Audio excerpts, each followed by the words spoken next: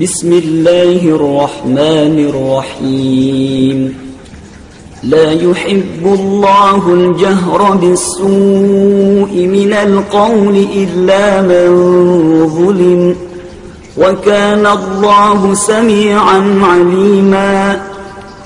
إن تبدوا خيرا أو تخفوه أو تعفوا عن سوء فإن الله كان عفوا قديرا. إن الذين يكفرون بالله ورسله ويريدون أن يفرقوا بين الله ورسله ويقولون نؤمن ببعض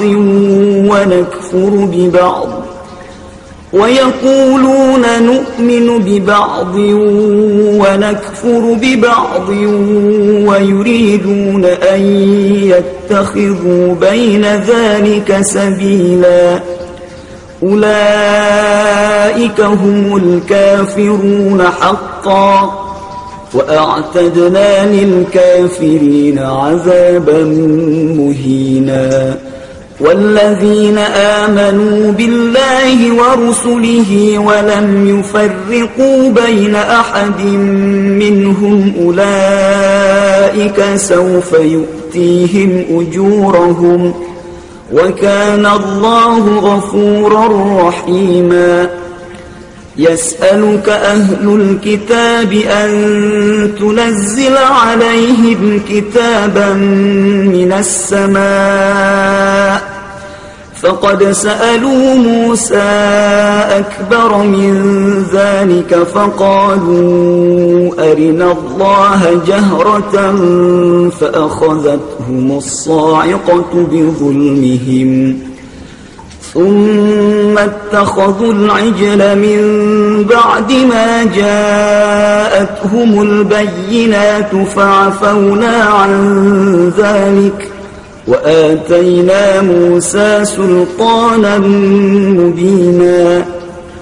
ورفعنا فوقهم الطور بميثاقهم وقلنا لهم ادخلوا الباب سجدا وقلنا لهم لا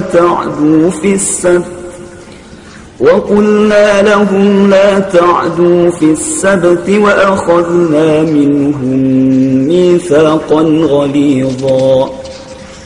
فبما نقضهم ميثاقهم وكفرهم بآيات الله وقتلهم الأنبياء بغير حق وقولهم قلوبنا غلف، بل طبع الله عليها بكفرهم فلا يؤمنون إلا قليلا. وبكفرهم وقولهم على مريم بهتانا عظيما، وقولهم إنا قتلنا المسيح عيسى ابن مريم رسول الله وما قتلوه وما صلبوه ولكن شبه لهم، وإن الذين اختلفوا فيه لفي شك منه ما لهم به من علم إلا اتباع الظن، وما قتلوه يقينا، بل رفعه الله إليه، وكان الله عزيزا حكيما. وإن من أهل الكتاب إلا ليؤمنن به قبل موته ويوم القيامة يكون عليهم شهيدا. فبظلم من الذين هادوا حرمنا عليهم طيبات أحلت لهم وبصدهم عن سبيل الله كثيرا، وأخذهم الربا وقد نهوا عنه وأكلهم أموال الناس بالباطل، وأعتدنا للكافرين منهم عذابا أليما. لكن الراسخون في العلم منهم والمؤمنون يؤمنون بما أنزل إليك وما أنزل من قبلك والمقيمين الصلاة والمؤتون الزكاة والمؤمنون بالله واليوم الآخر أولئك سنؤتيهم أجرا عظيما.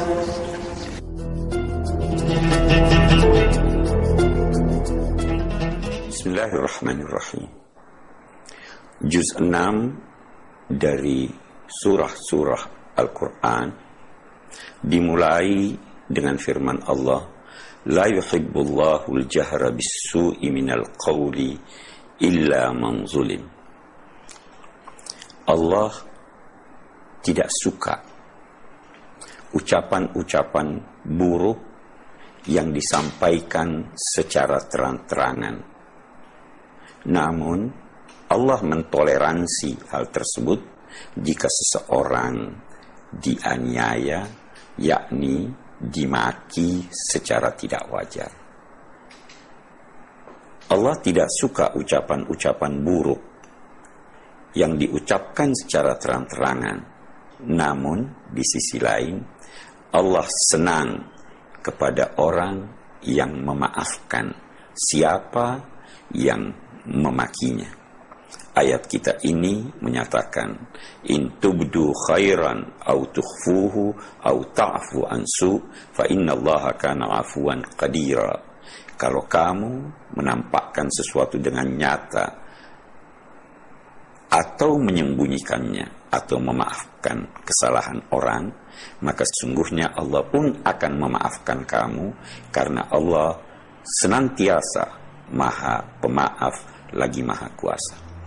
Setelah ayat-ayat ini, lanjutan ayat tersebut merupakan kecaman kepada orang-orang yang membangkang perintah Allah, dan dimaksud di sini adalah orang-orang Yahudi dan Nasrani yang berusaha untuk memisahkan antara Allah dan Rasul-Rasulnya dan menganjurkan untuk percaya kepada sebagian tuntunan Allah dan menolak sebagian lainnya.